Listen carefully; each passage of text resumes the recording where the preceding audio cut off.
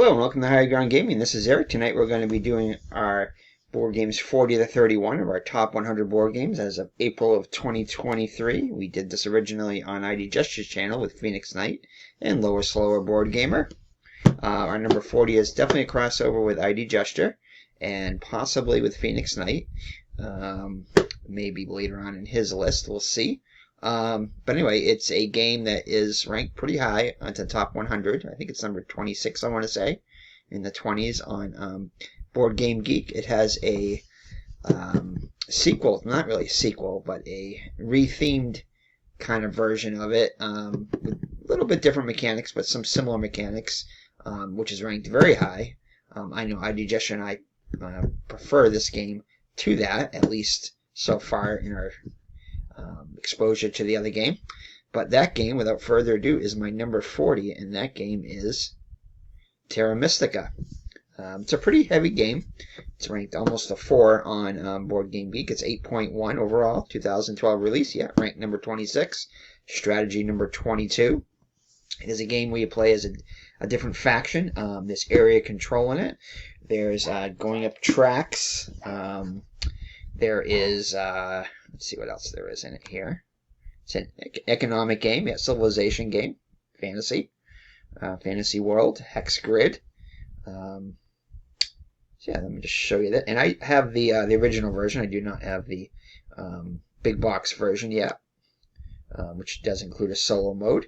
Although I have, I think, downloaded the solo mode from Board Game Geek and played it before. I believe I have anyway. But yeah, this is basically a game of area control. You're going to be terraforming land and going up tracks, cult tracks, forming cities, yeah. So there's area control in it, as you can see. So one of the factions is the dwarfs. It's like I said, a very highly ranked game. Enjoyable game, which I'm not very good at, but I do enjoy playing it. Yeah, I know they have implementation on BGA. These are some of the rewards you can get. And this game, I believe, was one of the first games to implement the hand underneath the coins or hand underneath something else as being income. It's definitely one of the first games. I was watching Heavy Cardboard the other night, and they were doing a playthrough of Darwin's Journey in this game. I believe they stated this is one of the first games, if not the first, but it's a game that is known for the income symbol being the hand underneath. So that was, and then since then it's been pretty much universally used since then. But yep, so this is a very popular game. Again, re-implemented by Gaia Project. I still prefer this one in the limited times I've played Gaia Project. It just speaks to me more. But a very popular game. And people that are good at it are very good at it. Yeah, so it's definitely a great game, and is my number 40. Alright, so that's Terra Mystica. Alright, the next game is a more serious game, and the Terra Mystica game is a very abstract game. The next game is my number 39, and this is a serious game, and it is close to a war game as you're going to get out of me on this list probably. It's a implementation of a video game, very popular video game, which I originally played the video game first. It's got kind of a dark theme, but a very serious theme, and kind of makes you think. Does have a couple of expansions to it. I just have the base game. I got it in a trade. And also ranked pretty high on Board Game Geek. But that game is by 11-Bit Studios, and that game is called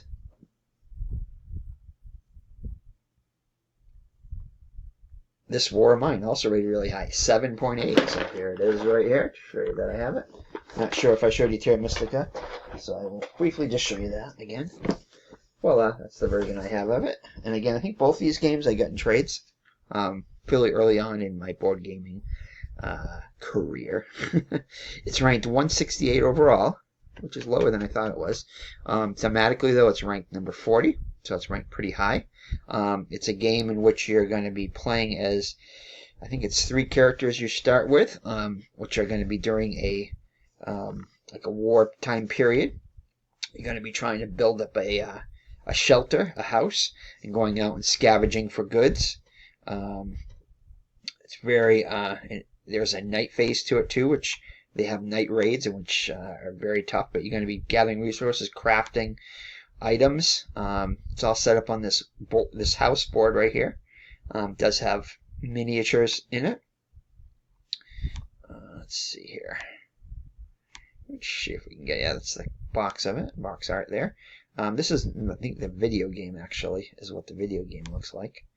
Kinda, yeah. These are shots from the video game. Not sure why they're in here. But this is the actual board game, and it does translate very well. You're going to be trying to control the characters' moods, their illnesses, if they have any, their wounds, their health, like I said, their misery, that kind of stuff. But it's very, it translates very well into a board game. And you have to survive a period of time in order to win the game. Very tough game. Just when you think you got the game under control, it's it basically can be very hard to win at times. At least to get a full victory, but a very fun game, a very good translation. These are some of the figurines in it, and that is my number. Lots of tokens and stuff. The tokens on it are really cool too. Kind of comes with like an adventure book where there's not really a per se rule book in it. It's kind of like a play as you go kind of thing, and you learn and unlock rules as you play the game. So it's not really a specific rule book to it. It's kind of like a book which describes the different actions you're going to take in the order of those actions, the day and night phase, that kind of stuff. But a very satisfying game when you do win, but really a game that really pulls on your emotions, and that is my number 39, and that is This War of Mine. All right, moving right along, my number 38. Let's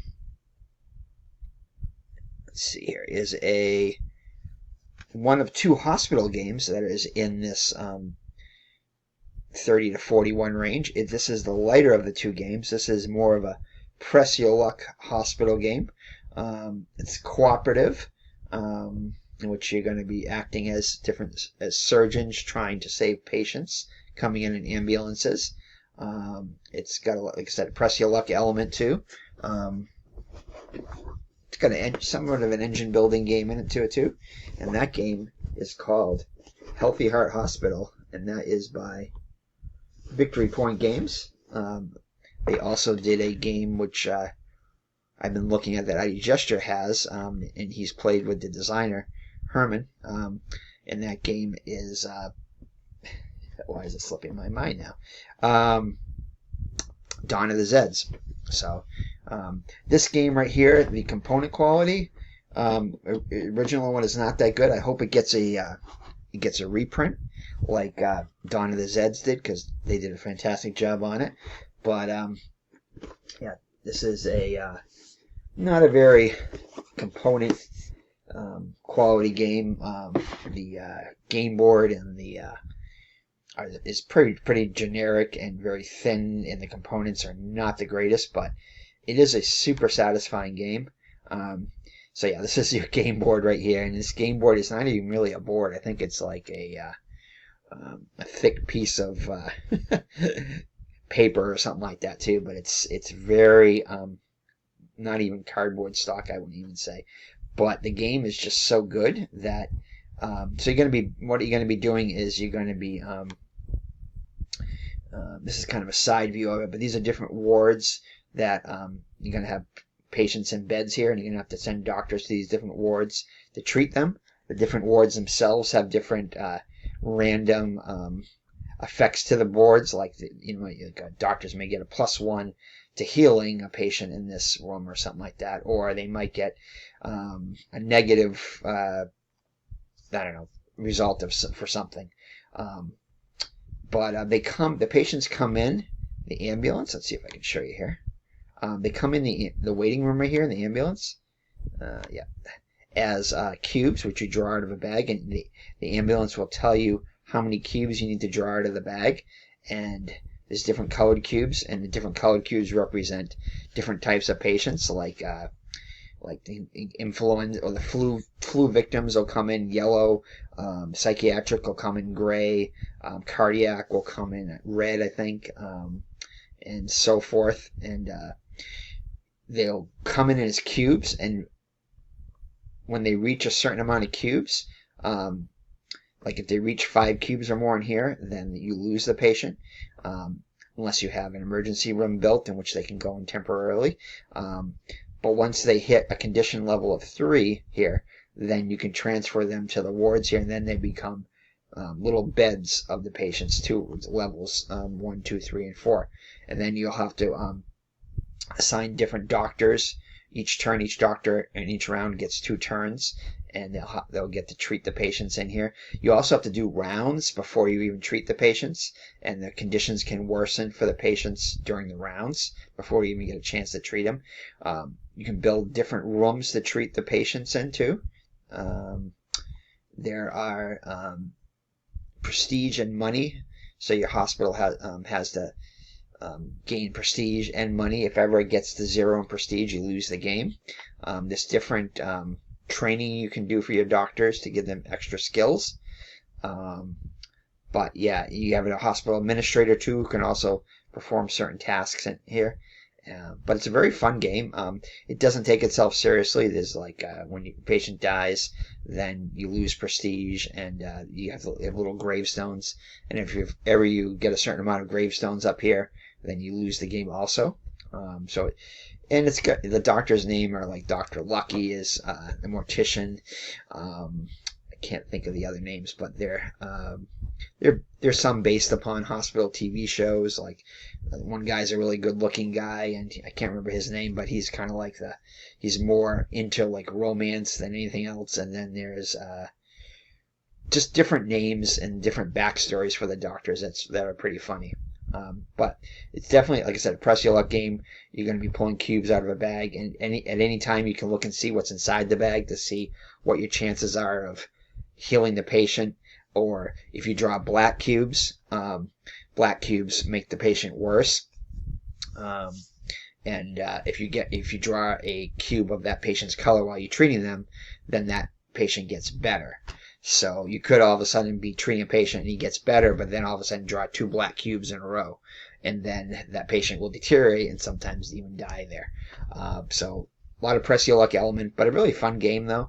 And that game is Healthy Heart Hospital, which is my number 38, sorry. All right, moving on. Number 37 is a game that I do not currently have in my collection. It's a game that I have played multiplayer a few times, and I've played it a lot on Board Game Arena. A game I borrowed, I think I borrowed it with the expansion, but a game that has a few expansions to it. It's a game by Stonemarie Games, but a game that's either loved or hated. It's really no in between. Either you really like it or you really don't like it. It's one of the few Stonemarie games. I'm kind of in the minority here, but I'm one of the few Stonemarie games that I like. A lot of the Stonemarie games I don't enjoy, so you won't see them on this list. But this is a game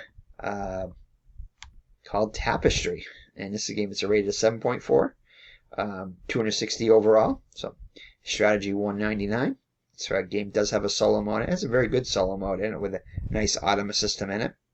But it's a game we're going to be going off 4 different tracks: a science track, a military track, a exploration track, and I think it's like a technology type track. It's a very fun game. I didn't think I was going to like this game when I first played it. When I first saw it, I avoided it for a while because it didn't look like it appealed to me when I saw, I think John Gets Games did a playthrough of it. But then when I actually played the game and saw the different, you can play as different factions and everything, I kind of enjoyed it after that. So basically, this is one of the tracks. This is the exploration track, and each track I think has, I'm not sure. I think it's 9 or 12. I think it's 12 different steps to it till you get to the end of the track. And each track you unlock different things. Like you unlock buildings. You can unlock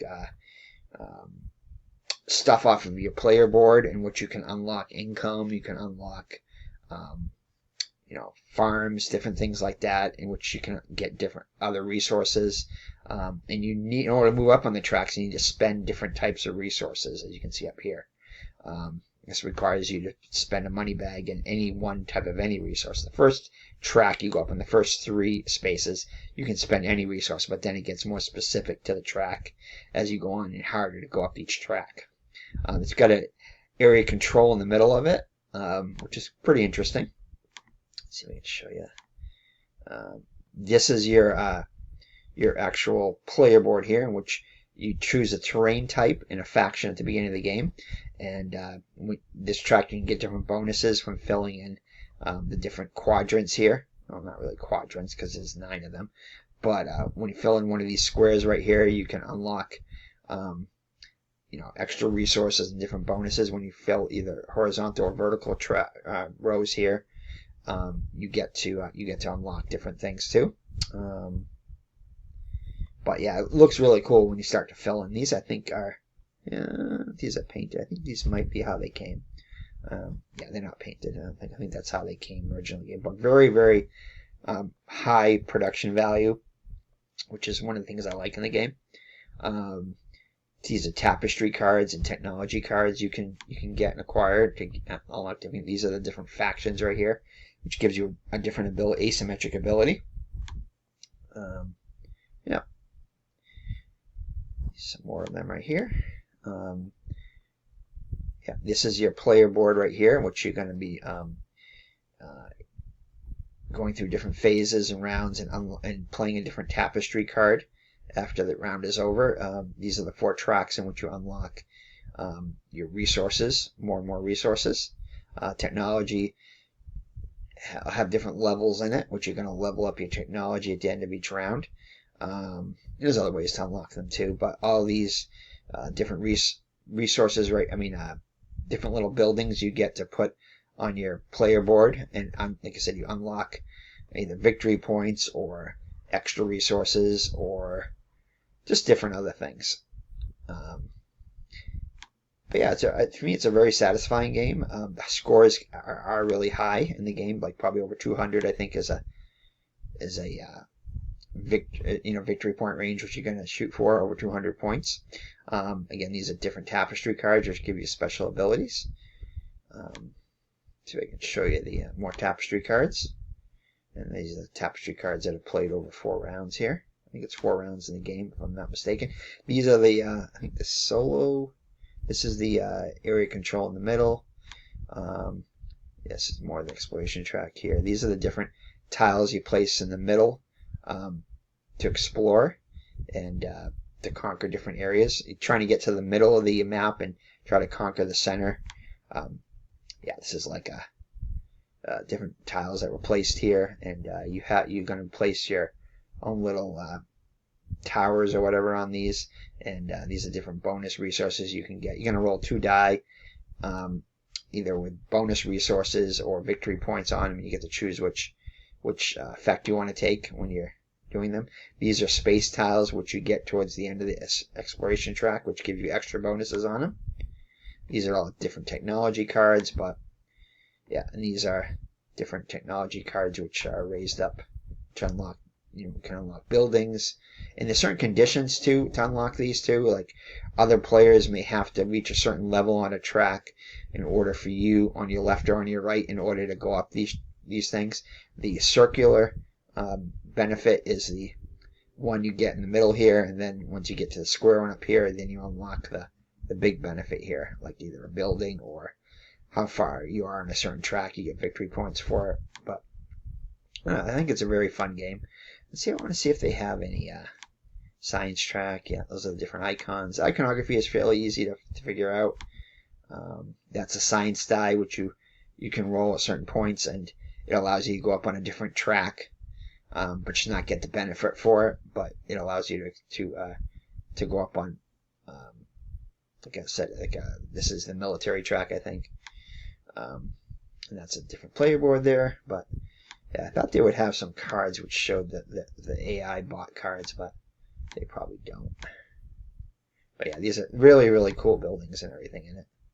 And the expansions add more of just the same. More buildings, more cards, more everything. So more factions. But and these are the 2 die that you roll when you go exploring in the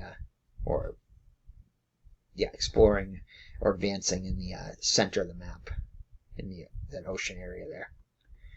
But, all right, so that is my number 37, and that is Tapestry.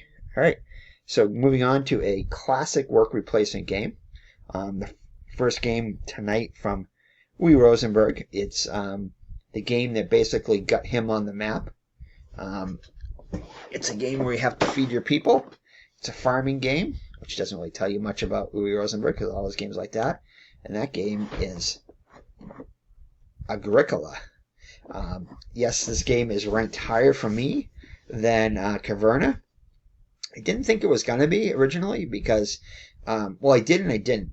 I do like the tightness of the game, and this is a card-driven game, a very tough game, and can be brutally punishing if you don't plan right. There are people that are really, really good at this. It has a good solo mode. It's much tighter than the other game, which came out later, which is really just called Caverna, which a lot of people prefer over this one. In fact, my friend Dave does. And originally, after talking with him, I thought I did too. But after doing this list here, and to be fair, it never actually, when I did the list, it never actually compared Agricola to Caverna. I probably would have picked Caverna over it. But this is how it came out, and I just went with it. And it's a game that was, for many years, it came out in 2007. From 2007 on, or 2008 on, or whatever it was, for a couple of years, this game was the #1 game on Board Game Geek. It's ranked. It's weighted pretty heavy. It's 3.64, which is pretty high in complexity. But it's still a very satisfying game when you do it well and when you learn how to play it well. And I have the revised edition here. The original version came with many more cards in it, although you can buy expansion packs for this, which are basically includes extra cards and everything. And there are a couple other expansions to it, which I do not have. But the base game is for 1 to 4 players, although I think the expansion does add a 5th and 6th player in it. But it's still a fun, satisfying game. And there is an implementation on BGA, which I play more of that on BGA than anything else. But it's a game I definitely enjoy, and it's a game where you feed your people, and yeah, it's 45 overall right now, and strategy 46, so it's still pretty high up there. And that game is Agricola. All right, so ranking down to my number 35, sorry. 35 is another Uwe Rosenberg game, back-to-back, and the second game in this 30 to 41. It's a fishing game. Well, it takes place in Norway. It does have some similar elements to Agricola, although there's no like farming in it per se.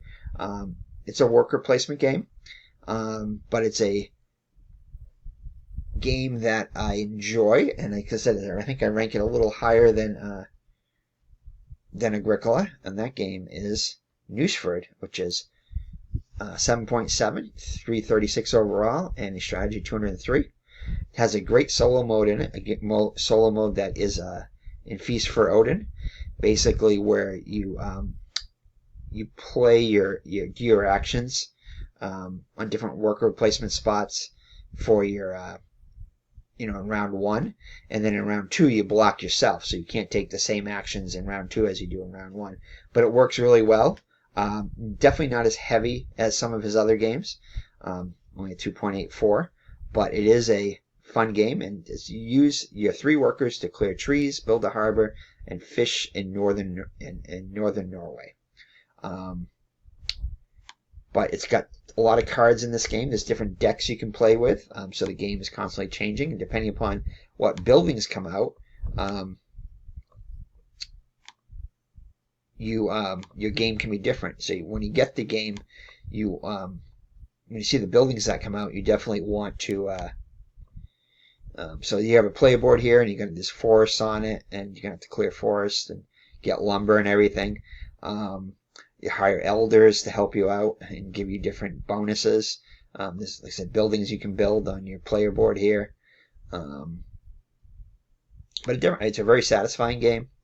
But if you played a New Rosenberg game with farming on it, it's very similar, except it's got a fishing theme to it rather than a farming thing.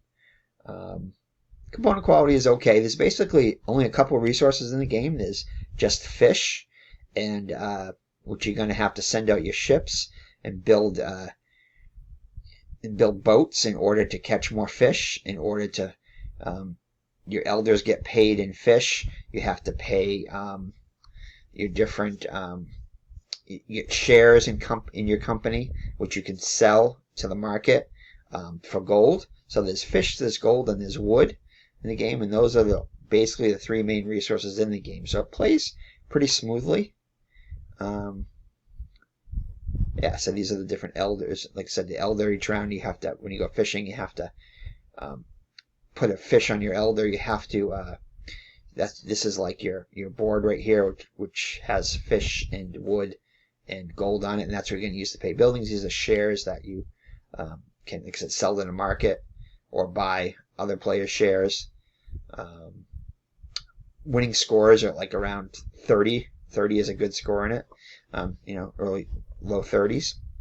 But it can be a very, very tight game.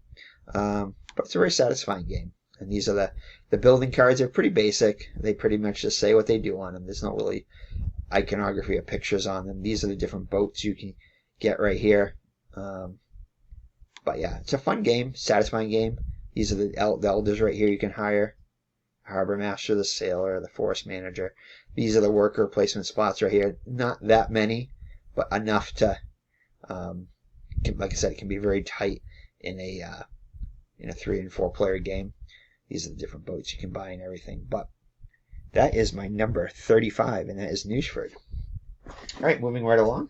My number 34 is my first Stefan Feld game on this list, and it's a game can be a very punishing game, very tight game, but a very satisfying game. Takes place on the island that it's named after, and the tagline is "Goods, Gods, Goods, and Greatness." In that game is Bora Bora, which is going to be re-implemented in the Stefan Feld City Collection it's going to be called Cuzco in that. So the rank overall is 261, strategy 173, and it's balanced difficult choices and seek glory on an island paradise. This is my copy right here, Bora Bora. Again, designer Stefan Feld. It's got each round you're going to be rolling 3 die, and those 3 die determine your actions. It's got area control in the middle of it. These are tents you're going to place by exploring different parts of the island. It's going to be a lot of battling over the territory in here. Let's see if I can show you some of the... so these right here, where the die are here, these are the different actions you can take. Like you can gather resources, you can move in the center here, you can get different cards which break certain rules in the game. You can hire female or male workers to which have different abilities on them. Shells, I think are one of the currencies in the game, which you're going to use to buy jewelry. The woman, the women and the men both do different. These are the men tiles right here and the woman tiles here, and it's got a unique, cool mechanism where as you unlock your different tents and stuff on your player board by placing them in the middle here, by moving around, you're going to unlock different areas in which you can basically put a male and put a female tile inside those, and you slide them down to take the actions, and you unlock different resources and everything by doing that. But the really cool part of this game is the dice which you roll determine the number of actions you can take. Like say, if you obviously a 6 will give you 6 actions of a particular type, or strength level of 6, whereas a 1 would give you a very weak action or only be able to take one of a certain resource or a card or something. The cool thing about that is that if you place a low die or any die on a particular, and you're the first person to put it on that action, everybody else that places a die on the action has to place a die that is equal to or lower than that die that you placed. I believe it's equal to or lower than. I think it might even be just lower than. Again, there are cards you can get that break those rules, but for the most part, if you go and you put a 1 strength die at a certain location, you're effectively blocking that action from anybody else, unless they have a card, which they may or may not have, to allow them to take that action. But it can get really tight and brutal at times. You're going to be completing tasks, and each I think there's 7 rounds in the game or something like that, 7 or 8 rounds, and each round, it might even be less than that, but each round you have to complete one task that you're given, and at the end of the game you have to complete. Not only do you have to complete that one task, but you have to complete 3 other tasks at the end of the game, in order to get all bonuses for completing every contract in the game. And if you the jewelry and stuff, bonuses for that. If you're not, player order is very important, and that is determined by a priest track. I think it is. No, priest track is something different, but there's another track here which determines player order, and like Stefan Feld does a lot of his games, like in Year of the Dragon, which can determine who goes first in purchasing the jewelry here each round, and you may or may not get a piece of jewelry if you don't go early. Like somebody may go in and buy the cheaper jewelry or jewelry that they need for a particular quest, a task, and then you may not be able to buy any jewelry that round. And if you don't complete every piece of jewelry or every piece of every task in the game, you can lose out on a significant amount of victory points in the game. So the end game scoring, it is a bit of a point salad at the end of the game, but it can be a very, very tight game. But it's a very fun game too, and that game is my number 30. My phone keeps turning off here. 34, Bora Bora. All right, moving right along. And this is the biggest game in this area, and it is another game by Flying Frog Productions. It's basically Indiana Jones in a box. It's dice chucking goodness, and one of my favorite Flying Frog games. And that game is Fortune and Glory. Like I said, it's Indiana Jones in a box. You're going to be traveling the... let's see if we can get a picture over here. It's thematically pretty high, 243, only ranked 1,149. And I think the reason it's ranked so low is because it hasn't really had an expansion in a while. They do have some in the works, but through COVID and through other things, they haven't released them. A lot of it is Shadows of Brimstone is getting most of their attention now, so this game doesn't get the love it really needs. Slicker Drips just actually did a playthrough on this on his channel just last week. But yeah, feel like Indiana Jones on the hunt for ancient artifacts around the world. But if you're familiar with Flying Frog games and the card style, they have a lot of... Let me just show you right here. I'll try to explain it here. So this is like a map of the world which you're going to be traveling, and you're going to be battling one of 3 factions. 2 of the factions are in the base game, the mob or the Nazis. And then in one of the expansions is Order of the Crimson Hand. I do have both of the expansions for this, as well as the extra heroes and everything.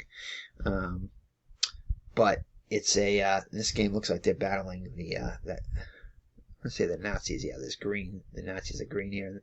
They have a blimp that goes around. But you're going to be going to different sites, and you're going to be going through dangers. This is the Nazi blimp painted up. That's a pyramid painted up here. Mobster there. Some of the Nazis painted up. People like to show off. These are the different characters in the game, which you're going to be playing as. You can play this either competitively or cooperatively, which is which is cool. I have played it. I think every time I played it cooperatively. Only played it with other people once. Most of the times I do play it solo. We can play as multiple heroes. But each of the heroes has a quirkiness about them. But yeah, like I said, Flying Frog games have tons of different types of card decks, like gear and artifacts, and well, not artifacts in this one. That's Shadows of Brimstone. But there's gear, and there's sidekicks, and there's allies in the game, which you can hire. There's different equipment you can get, like guns and different other things. Different skill adjustments. Like I said, yeah, definitely need a Plano box to put everything in. But very satisfying game. Like I said, let me see if I can show you some of the cards here. These are the backs of the hero cards. They're like thick cardboard hero cards. These are the different mobsters in the game. These are all the heroes. Yeah, so this basically is an example of a hero. So you can see it's pretty thick here. A hero card here, tableau thing, whatever. You're going to be related in 4 different areas: combat, agility, cunning, and lore. I'm very familiar with those with other Flying Frog games. You have wounds, and then you have a defense, and then you have certain abilities which make the character unique. There's keywords each character has too. And they have a starting city which character is going to start in. Which if they get knocked out, they don't ever like die in the game. They get KO'd, and then they have to go back to their starting city. But basically, the game is you're going to be going to different sites. You're going to go into a series of dangers. You can, it's a little bit of press your luck. You have to complete a certain amount of dangers. If you at any time your wounds go to 0 in a particular like card, which you're going to be doing skill feats. If you ever fail a skill feat, you go to what's called a cliffhanger, and then the cliffhanger is usually something a little tougher. And then if you don't make it through that, then you get knocked out, and you get sent back to your city, and then you'll lose like a certain amount of glory, which is your money in the game, and then fortune is what you win the game by. You have to your heroes, depending upon the player count, you lose you have to gain a certain amount of glory in the game before the mobsters or the Nazis get to a certain level on their villain track. See if I can show.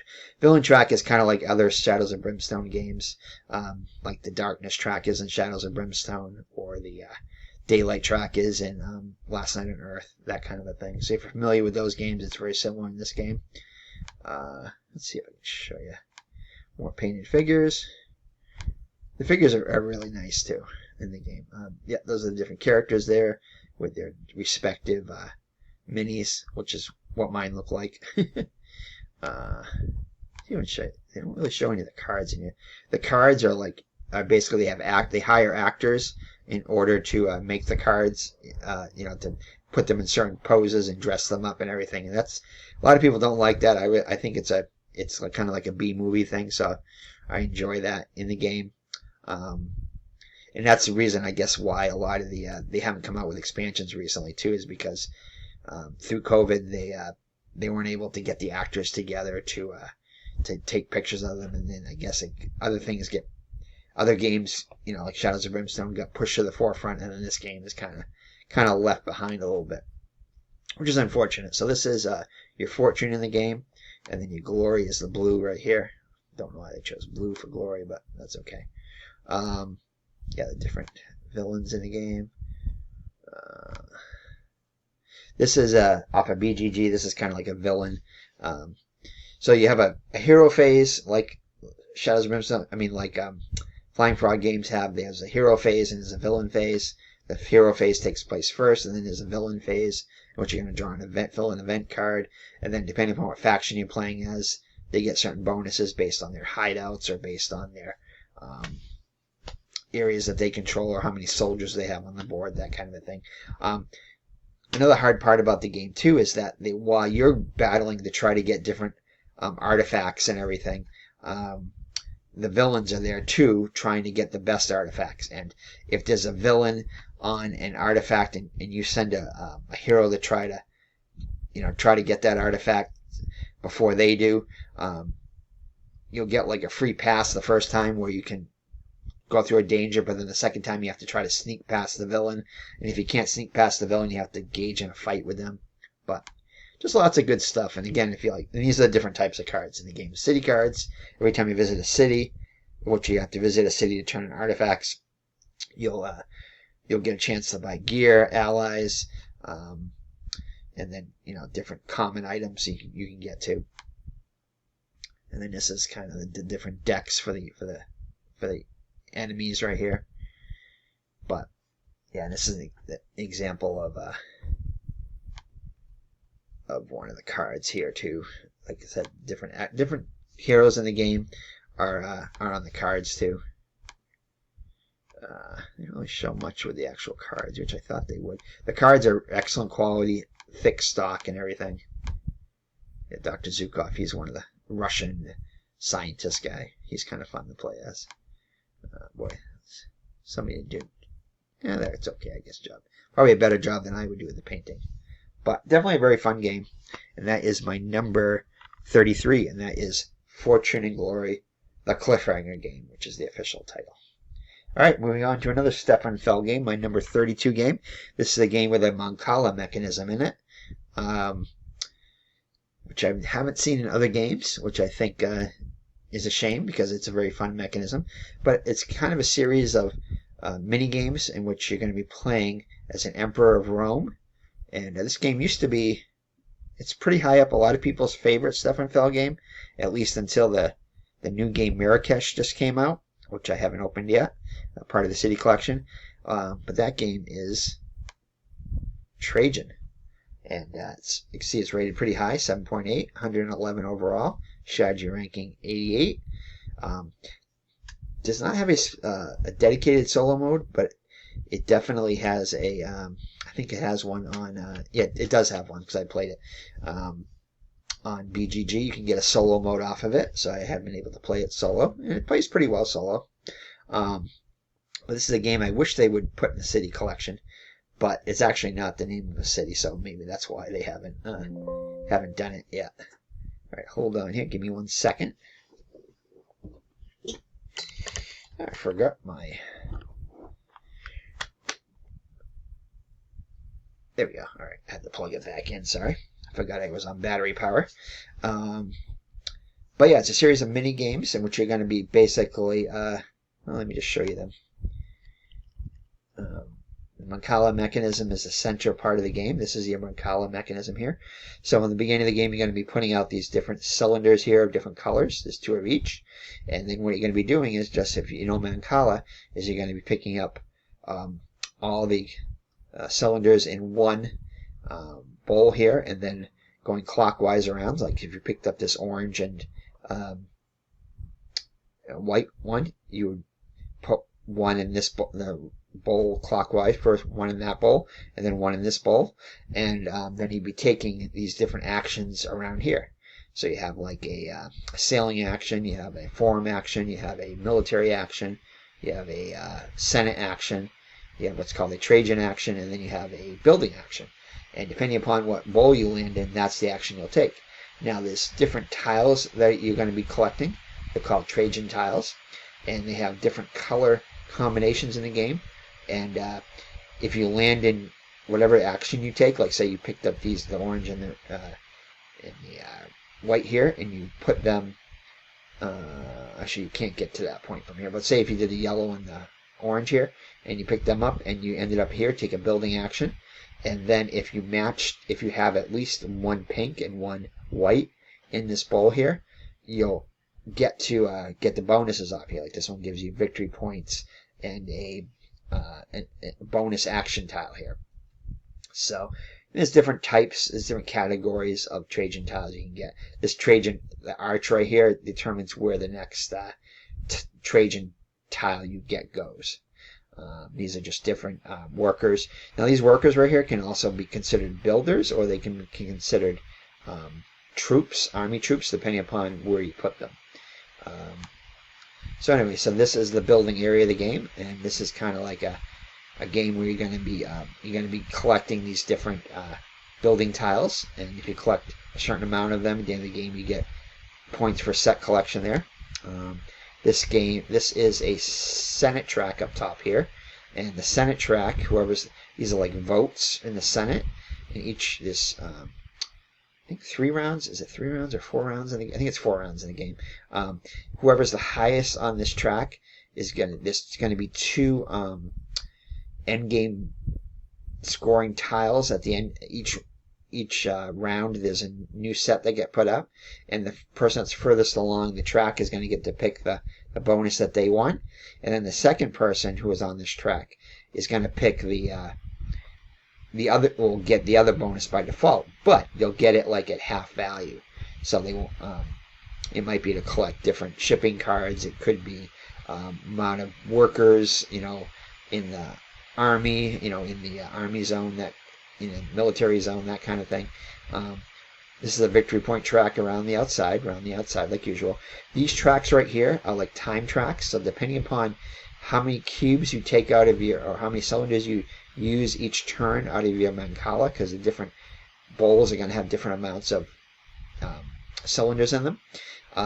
So if you take an action which requires you to do like 6 of those cubes and spread them around the Mancala, then you'll have to move this time track 6 ways. And this is for a 2-player, 3-player, and 4-player game, so obviously it gets bigger with more players. And every time this thing goes around once, then there's going to be a demands that come out by the people, and there's going to be so you go around this track 3 times, each round unlocking a different demand, and the demands are either religion, games, or I can't think of the other one. Religion, games, or it'll come to me in a minute. But anyway, you have to meet the demands of the people. And if you don't meet the demands of the people, after this goes around, it goes around 4 times. It goes around 3 times, unlocking the different tiles. And then the last time it goes around, you have to meet the demands. And if you don't meet the demands, I think you lose victory points. I think if you don't meet any demands, you lose 9 points. You don't meet 2 of them, it's like 4. And if you don't meet, something like that. But you'll lose victory points if you don't meet the people's demands. So it's kind of a neat mechanism there. Nice time mechanism. Determines the length of the game. Let's see here. These are the different Trajan tiles which you can collect. The iconography is very good in this. These are the different tiles you can collect at the end of this. The Senate track for first and second place. The yellow is the full value, and then these turned over ones are the half value ones. Again, this is a player board. These are different these are building tiles on them. Up top here, the demands, and you can get permanent demand tiles, which you can keep from round to round, or you can unlock, or you can collect regular demand tiles right here, which get spent.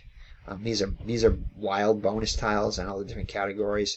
These allow you to take extra actions in each of the 6 basic actions here, which are all on your Mancala. Yeah, it's a pretty fun game. I definitely enjoy it.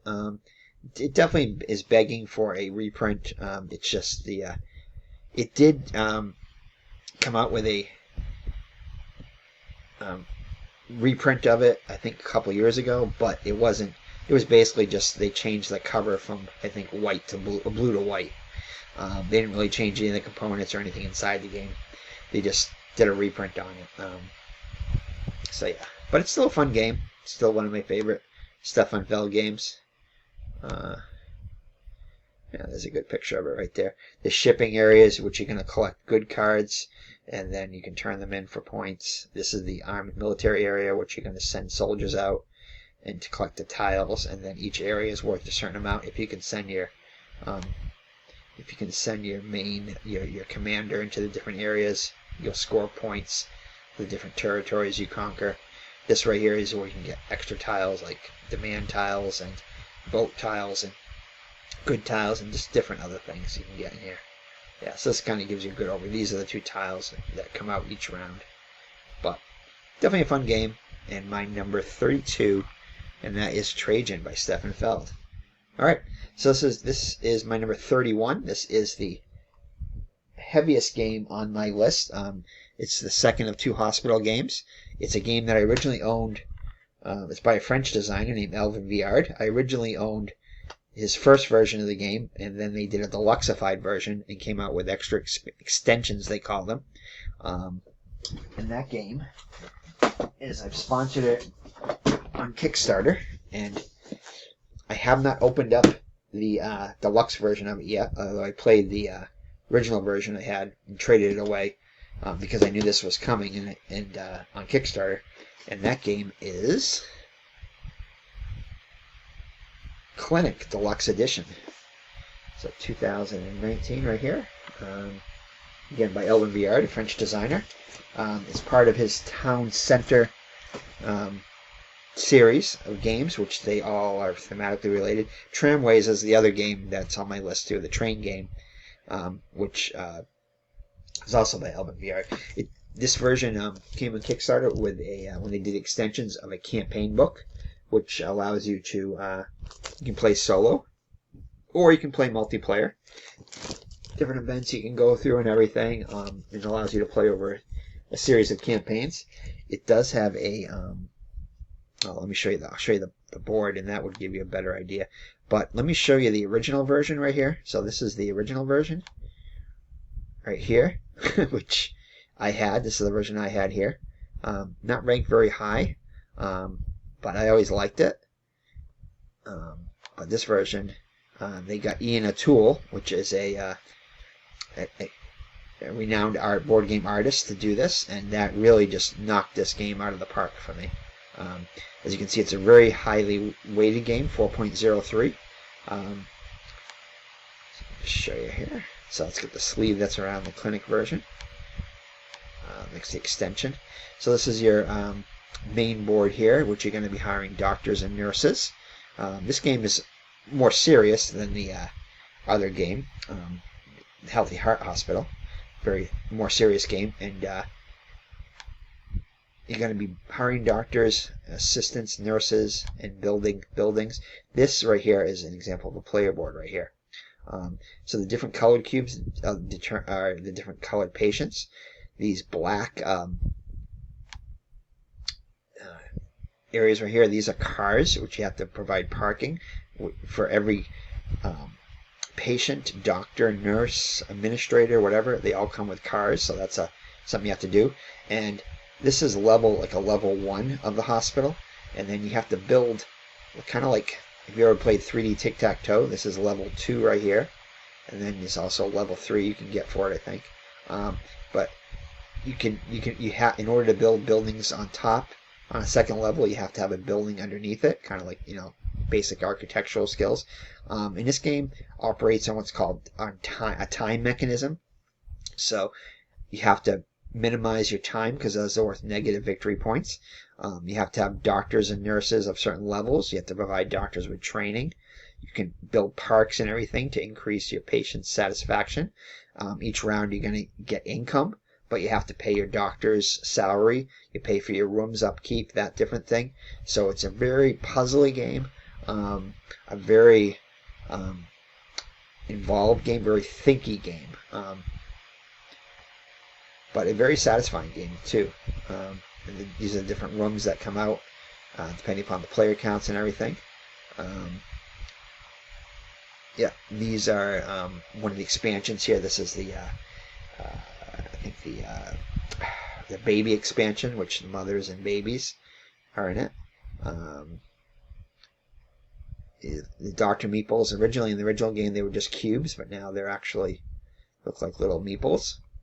The cars were actually cubes, I think, too, maybe at one point. Now they're cars. But yeah, lots of different things to think about in this game. But a very fun, satisfying game. These different, these things right here are different elevators you can build, which you can, right here, these gray things, which you can kind of like teleport, I guess, up and down to different areas, like from one area to another area, so it saves on time. These are different patients of different levels, how much money you get from healing them. Or these might be the actual doctors. Yeah, these are the doctor levels. So a white doctor is the most basic doctor, and then you have, depending upon what training they've got, they cost more. These are different costs for the rooms and for the parks and for the, and then you have get a certain amount from delivering babies and healing patients and that kind of stuff. But yeah, that's like a level. I think this has got 4 levels to it, or 3 levels. Looks like 3 levels. So you have a ground floor, first floor. Actually, it's 4 levels. You can build helipads and stuff like that. But yeah, it's a fun game, but very thinky game. And that game is my number 31, and that will conclude the list for tonight. And that is Clinic by Elvin Viard, the deluxe edition. Alright, so I think that's it for tonight. Join us tomorrow night, Sunday, in which we're going to be going through our top 30 to 21 games. So we're getting fairly close to we're in the middle part of our top 50 list. So join us on ID Gesture channel for that. So take care and God bless, and we will see you in the next video on this channel, which will be 30 to 21, which we'll put up next Saturday most likely. So take care and God bless. Bye now.